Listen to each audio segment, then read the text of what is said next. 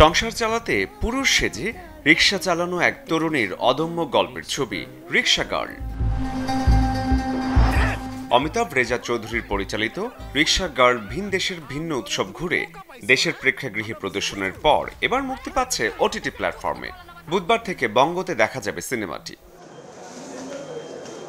অনলাইনে মুক্তির আগে মঙ্গলবার বিকেলে ঢাকার কেরানীগঞ্জের লায়ন্স সিনেমা হলে ছবিটির বিশেষ প্রদর্শনীর আয়োজন করে বঙ্গ, যেখানে শহরের শতাধিক রিকশা চালকদের জানানো হয় আমন্ত্রণ।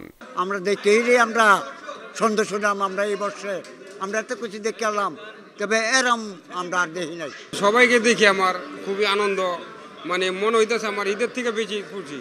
মনে করেন আমি ছবি জগৎ আল্লাহর রহমতেই পয়লাম, আমি আল্লাহর রহমতে আনন্দ পাইলাম। যে আয়োজন করছে তারে অসংখ্য ধন্যবাদ। আয়োজনে ছিলেন রিকশা গার্ল ছবির কেন্দ্রীয় চরিত্রে অভিনয় করা নভেরা রহমান। নিজের অনুভূতি প্রকাশে বলেন, মুহূর্তটা তার জীবনে স্মরণীয় হয়ে থাকবে। ঢাকায় রিকশা এত বড় একটা এলিমেন্ট, কিন্তু ঢাকায় কিন্তু রিকশা চালকদের জীবন নিয়ে আজ পর্যন্ত আমরা কোনো নাটক বা সিনেমা দেখিনি। রিকশা চালককে একজন হিরো বানিয়ে আমরা কোনোদিন কোনো ফিল্ম বা নাটক আমরা করিনি। সো রিকশা গার্ল হয়তো প্রথম আগে হয়ে থাকলেও আমার জানা নেই। আশা করি আমরা ঢাকায় যেই মানুষগুলো কাজ করে, ঢাকাকে বিল্ড করতে যেই মানুষগুলো কাজ করে, তাদেরকে নিয়ে আরও অনেক ধরনের ফিল্ম হবে। রিকশা গার্ল ছবির বিশেষ এই আয়োজনে উপস্থিত ছিলেন বঙ্গের chief content officer Mushfiqur Rahman, content head Ali Haider সহ অনেকে।